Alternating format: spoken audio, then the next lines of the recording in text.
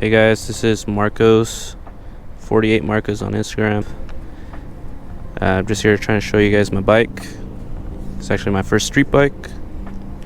It's a 2014 Sportster 48. It's 1200 cc's. I like the 883, and it has a fatter tire in the front. Just wanted to go over what I've done to it so far, and yeah, just show you guys and give you guys a ride along as well.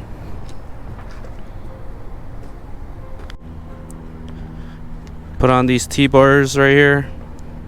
Honestly, one of the best kind of fitting bars that I feel fit me. And I actually bought this bike with the Z-bars, which it had me leaning forward too much, really uncomfortable, especially with these forwards. And I actually want to change the forwards to mids, but just for now I'm just keeping them forwards until I finally decide to buy some. And I did put this fairing. It's not a Memphis shade. Kind of just went with the Amazon route. It's actually the second one I bought, because the first one I had to return it. The clamps just did not fit. I think the mounting was trying to get it down here to the bottom of the T-bars, and it just wasn't working. So I found these. They had these mounts right here, which actually ended up just fitting better. And I did put new throttle line, brake lines, clutch lines when I did the whole install, and I had to relocate the gauge there. And I couldn't find anything better than this one, so I wanted one that would go right here in between, but this is the best that I could find, so I just went with that. Other than that, what I've done to it along that was actually, I'm not sure you can see them, but these progressive shocks, I put 15-inch progressive, I believe it's 312 shocks. Kind of raised it. I believe the stock ones were 11 inches and I went up to 13. It raised the bike slightly, which actually I could kind of tell when I make like leaning turns. Doesn't really scrape as easy as it used to. So I could also tell by the angle that it sits now, like definitely leans a little more to the left. So I did that, and honestly that was probably one of the best things that I did to it, because besides the T-bars, I feel like those made the ride feel a hell of a lot better, to be completely honest. I do have a fuel pack 3 on it. Honestly, I tried doing the auto tune. It just doesn't do too well. I just have to go with the preset, just because I kept stalling. Like, I kept trying to do the low RPM section, and it just, for some reason, it just couldn't get it. It wouldn't learn that part. Like, I would, apply the changes. I would sit in the bottom, and it just sputtered whenever I was in those low RPMs, and it just wouldn't learn that part. And I kept trying. I kept stalling in front of a line of people on those lights, and I just got tired of it, and I was like, I'll just go with the preset, since I did need a tune due to this Rough Crafts air intake, which actually I bought with the bike, and the Vans and Hines, sport shots, I believe. The short shots, actually. The short shot Vance & Hine exhaust here, and they're really loud. Honestly, they're extremely loud. And I actually have to push this down through the apartment complex and turn it on outside because I wake up pretty early for work. So I do that. I have to do that. Something else that I had to do, actually, which from when I got the bike, is I had to do the rocker box gasket, the front and the back. I had to do them both. They were both leaking. So that was my first time working on the bike, and at that time I just decided to do more stuff to it, which I bought the shocks, the T-bars, the fairing. I cleaned up the intake, and I had to change the oil tank, and that was it was leaking from right here somewhere. Can't really, unless I take that off the cover, but it's like the gasket holding the oil tank, it was no good anymore, and it was just spraying through there. So I had to replace the oil tank. I ended up finding one on OfferUp, and I just replaced it at that time as well. When I bought it, after I bought it, actually, I actually had to rebuild the brake master cylinder, the front ones, front brake master, and it was leaking. It was leaking a lot from here. Like whenever I felt like I had droplets on my highway pegs or whatever. And I was wondering what that was. I couldn't tell exactly. I searched it up, and actually the brake one as well was also leaking. So that's why I kind of did the new lines for the brake, the clutch, and the throttle. I might as well get all that since I'm already on it. So I kind of just all at the same time. I did a big project, kind of replaced a good amount of stuff, and worked on it for a couple weeks here and there since I do work. And I've always wanted a bike. I never thought I would actually get one, but I mean, this is my first street bike. I did ride ATVs, and my dad owns an ATV which we would take to Mexico, and that's kind of where I learned how to use the clutch on a bike. Although I did drive a manual car, it kind of transfers over the idea.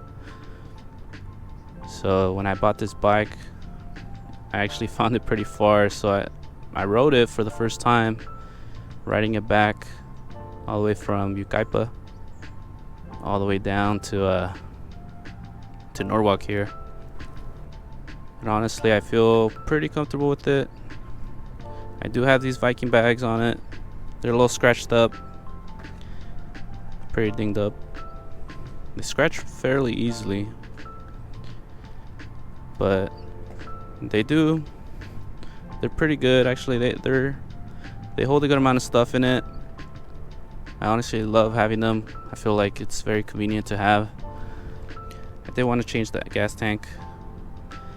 I feel like only having 2 gallons, it's just not enough.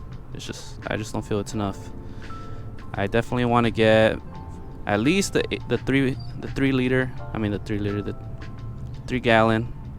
I want to at least get the 3 gallon, because I feel like it would be a little easier to at least go 2 days going to work, and without having to fill up every time I get home.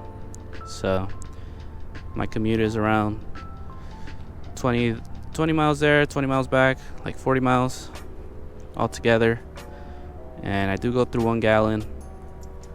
And at that point, if I don't fill up when I get home and I wake up early, I make my drive over to work early, and I don't want to stop at the gas station. So I definitely do get that gas light turned on the next day. So I just prefer to just go right after work, right before I get to my house, And yeah, I feel like I definitely would like to get the 3-gallon at the minimum. I did think about getting that other one, the older one, but it's just I can't really find them. I've been looking at Marketplace and OfferUp. People are asking too much and they're far, so I just been holding on to this one for now. It does have this little ding here, but that's how I got it. And the previous owner with the Z bars, I'm assuming he hit it with the mirror here. And this Vance & Hines scratched up a little bit. And that's honestly, this happened to me not too long ago. And the exhaust, the bottom one, actually fell off while I was doing a poker run at Bartell's Harley Davidson. They were doing an event there, and it actually fell off because the bottom of the exhaust, the bracket in the back, the bolts got loose, they fell off, and I was just trying to finish my ride, finish the run. It wasn't even that big of a run, and I was on the way back to the start at Bartell's, and out of nowhere, you know, I just heard the sound, and that's when I was like, what is going on? And I looked down and it was gone. So luckily another person that was riding with us, or with me, he told me, he's like, hey, I saw something fall off your bike. So tell me where it was at, because I went down a little bit and I pulled over and I walked all the way back to get it. Luckily I was like maybe 2-3 blocks away from Bartell's, and I ended up getting that put on there with the new O2 sensor, because it ripped the O2 sensor off. So I got that done, tightened up. I didn't do that part myself, so I was just trying to get home. So other than that, I think that's for the most part what I got going on here. I do a lot of highway riding, and I feel like this is okay. I mean, I could only imagine what the 883 would feel like, and this is a 1200cc, so I honestly am glad that I went with this one. I was contemplating the 883 and later on try to, you know, make it a 1200, the hammer kit or whatever, and I just went with this one instead. I saw this opportunity because I really wanted the 48, just because I just like how this big wheel in the front looks, and that's kind of why I went with it. And some guy was giving it to me for a good price at the time, I felt like. And I mean, seeing what I had to fix with it, I'm not sure if I should have paid that much, but some people say it was a good deal. It's just a couple problems I've had here and there.